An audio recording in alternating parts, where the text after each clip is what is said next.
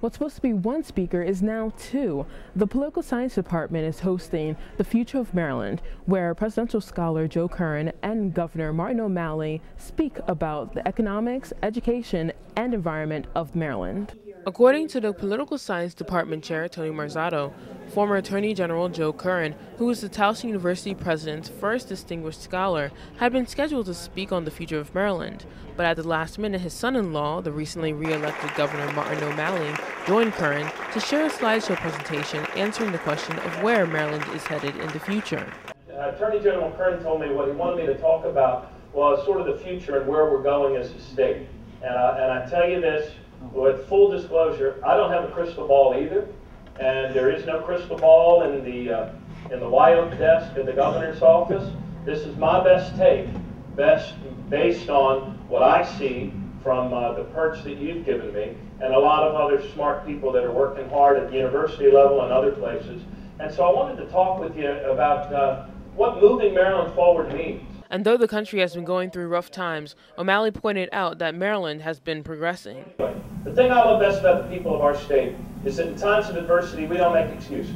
We make progress. Take, for example, unemployment.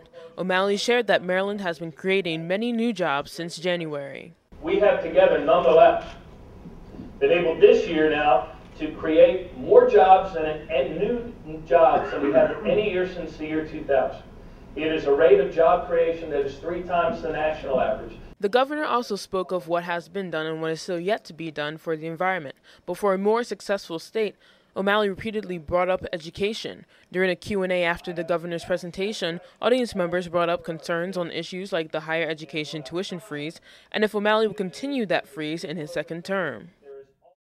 Education and economic development go together like eggs and breakfast. As far as tuition freeze, in the prior administration, they had a view that that more of the cost of higher education needed to be borne by individuals who were receiving the education at the time. Call it kind of the toll road approach to higher education. And as a result of that, college tuition went up 40% in a 4-year period of time. I think that was a record.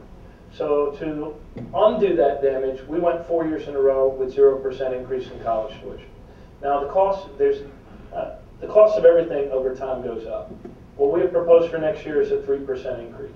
If we're able to keep it to 3% increases for the next 4 years, you would still see us becoming more affordable by comparison to the other 50 states. Overall, O'Malley believes the state will be seeing better days in the future, but it doesn't take one person in the office to get the job done. That as we make Maryland a winner, we also make our country a winner again. And I believe that Maryland has a responsibility, a role, a certain sacred trust to actually lead that way. And I need your help in doing this because none of this is going to be easy. Mass communication professor Richard Vatz had this to say about O'Malley's presentation. Well, I think he did very well. It's always key when a person speaks to a group if they're on top of their material.